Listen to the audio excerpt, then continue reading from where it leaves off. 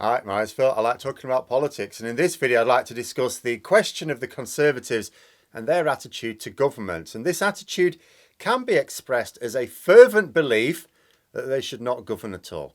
And this is not me being glib, that is generally their guiding principle. They like to call it laissez faire, but as the Tories don't seem to like Europe anymore, let's translate. Doing their best to stop government doing anything at all. But first, if you'd like to be notified of daily news and politics, please subscribe to the channel and click the bell notification icon. So I was asked a question on the channel last week. It's why is our government so slow on the uptake of changes?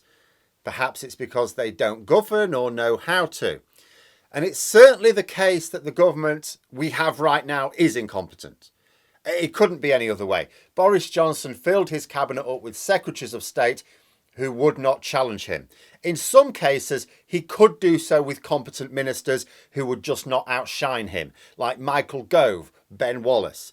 But in most cases, however, he did so by rewarding loyalty from people who knew that no serious Prime Minister would ever give them such a senior role.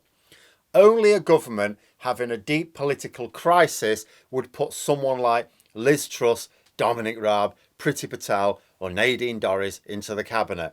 So even when the government do try and achieve something, they're doomed to failure.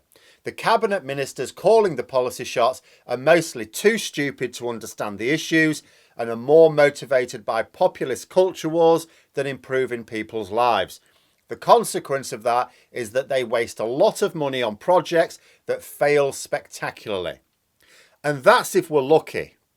But although we have an odd set of circumstances which has led us to this particularly incompetent government, a narcissist being made Prime Minister because the party had nobody with the necessary campaigning personality along with any sort of work ethic, the cabinet of toadies that had to be assembled to closet the thin-skinned narcissist, the MPs tamed by the fact that they saw no suitable successor to Johnson, so felt obliged to go along with his nonsense in the hope he didn't cost them their seats at the next election.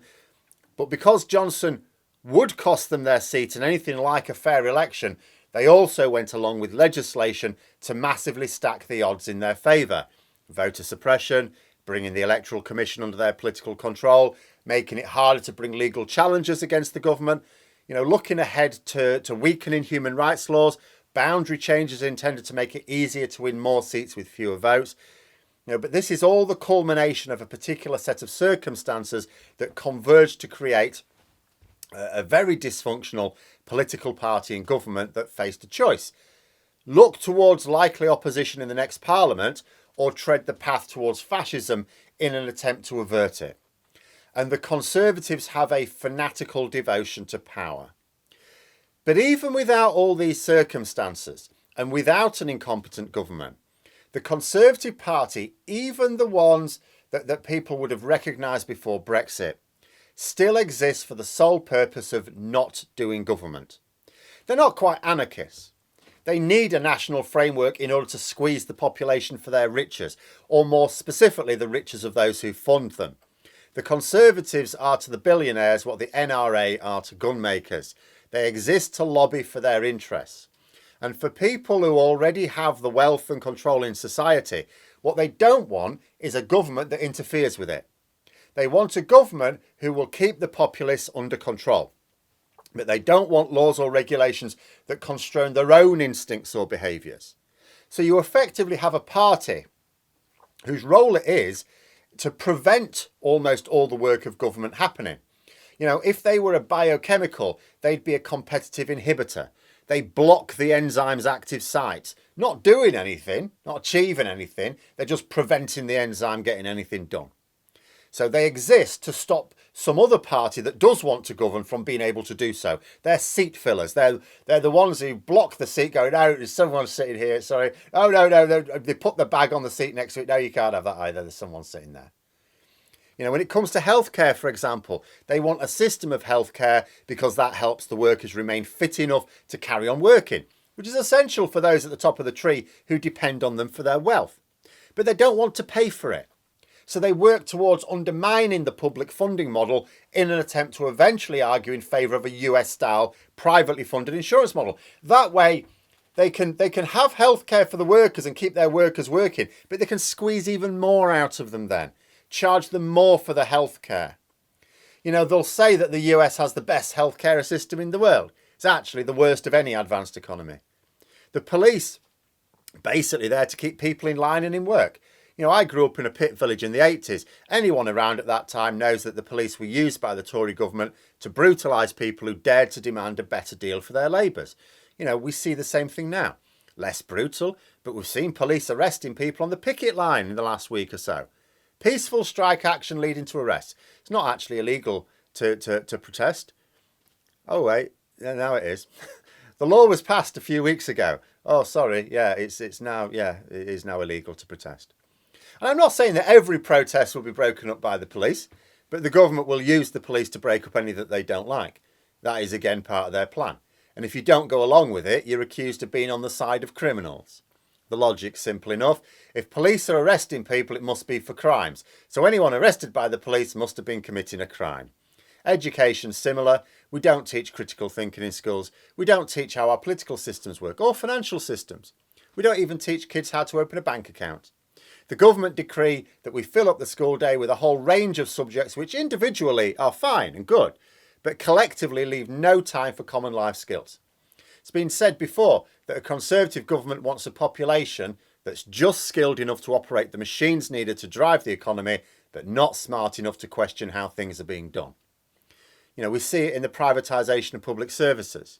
Yes, absolutely true that there's a side benefit to that as well. The Conservative Party get donations from grateful investors for the licence to print money that having shares in a public service grants them. But of what use is that to the wider party? The main reason is because they don't want the government to run very much at all. They know it's a lie that privately run services are more efficient. It's easy to go over the empirical thinking, but you don't need it. The facts speak for themselves. When you look at the price we pay for services compared to people in countries where that service is nationalised, it's quite stark. In fact, you could just look at the price being paid in real terms compared to when we had those nationalised industries. You know, when you privatise a service, you pay through the nose for poorer quality. How is that in anyone's interest other than the investors? Because of the ideology that the government shouldn't interfere. Just as Boris Johnson is the culmination of a set of circumstances, so too is this opposition to nationalised public services. It all springs from this desire of the ultra-wealthy not to have a large government telling them what they can and can't do. They call it the nanny state. Oh, we don't want the nanny state, do we? Which is a telling phrase in itself. We don't have nannies. The only people who do are the ultra-wealthy elites born with a silver spoon in their mouths. That you even have the phrase nanny state, which cannot mean anything to anyone other than someone born into quite significant wealth, you know, and being used to the masses, speaks of a massive disconnect that ought to be pointed out more often. It is the party of the ultra-wealthy, the social elites. This is why they always talk about wanting to shrink the size of the government or the size of the state. Not because it's a good thing, but because government constrains their ability to squeeze more out of the general population. So they work to have the government just large enough to maintain national cohesion, but no more. This is why it's no coincidence that societal cohesion falls apart during times of Conservative government. Those are my thoughts. Let me know yours in the comments below. I hope you found the video interesting. If you did, please click the like button. Maybe even click on the join button if you'd be interested in memberships. And until next time, I'll see you later.